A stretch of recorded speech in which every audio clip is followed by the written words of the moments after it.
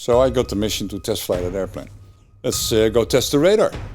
Sure enough, within 1 minute we picked up 4 bogies. Oh my goodness, look at this. So we're back in 1986. I was one of the base test pilots. We had 3 of them. And what we used to do was, when an airplane came out of maintenance, we had to test fly it in order to bring it back to the lane. To the line, I have to say. So one good morning, I got the mission of test flying an F-16B. It's a 2-seater.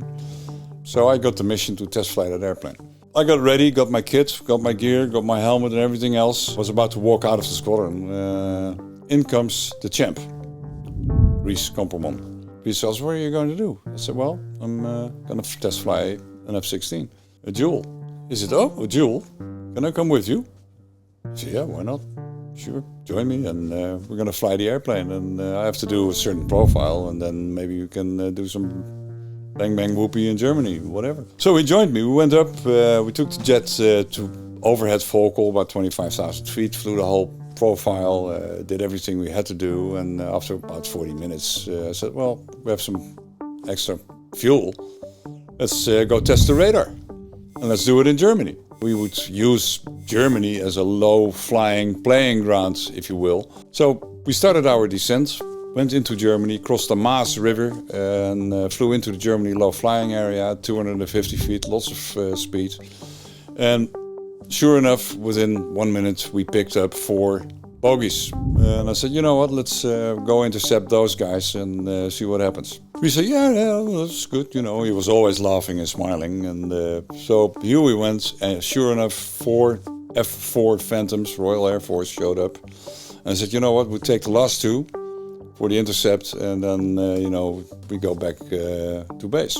Sitting at about 300 feet with about 500 knots, which is a lot of speed, I rolled the F-16 on its side and started pulling. And for an intercept like that, you need about 4 Gs, 5 Gs in order to turn the airplane around. And halfway in the turn, I said, "Oh my goodness, look at this."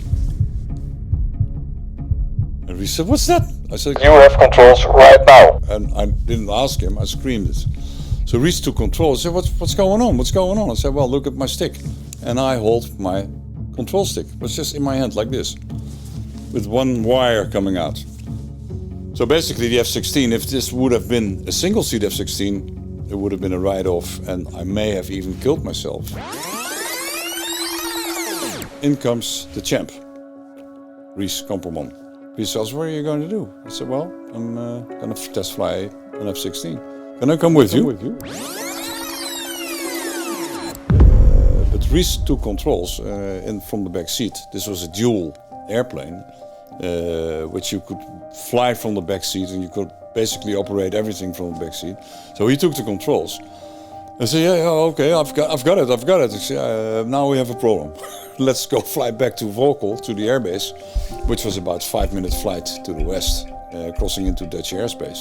And let's ask them what we should do, because I clearly cannot fly the airplane from the front seat. I do not dare pushing this stick back in. Why? It's a fly-by-wire electronically guided airplane. I don't know what happens. Things could go wrong, right? We called up the Wing Operations Center, and they basically gave us one option: fly to the North Sea and give the airplane back to the taxpayer.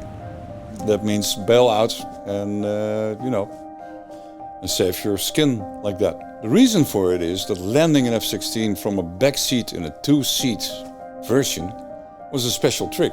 You had to be an instructor to do that. And Champ, of course, was everything, but it was not an instructor yet at that time. So we contemplated in the cockpit, and I said, "You know what?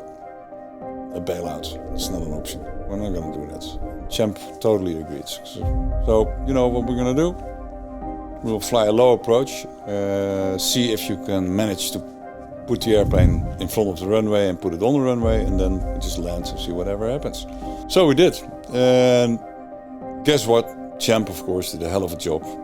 The first time he put the airplane in front of the runway, exactly spot on position. We made a go around, flew another circuit. I said, well, this was spot on. Next time, put it on the ground.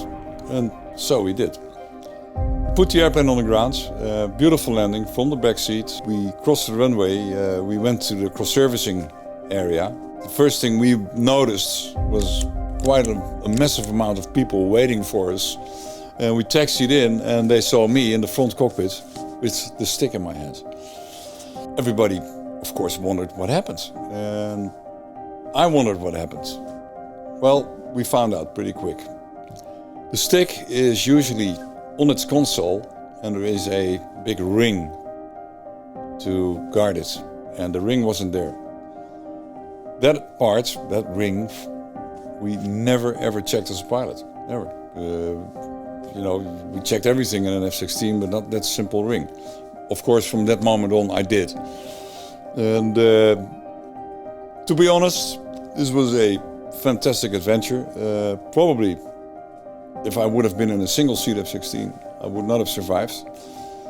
Or if I would have survived, I would have bailed out the airplane, for sure. Luckily, this was a duel. Champ saved the day, and Champ saved our both lives that particular day.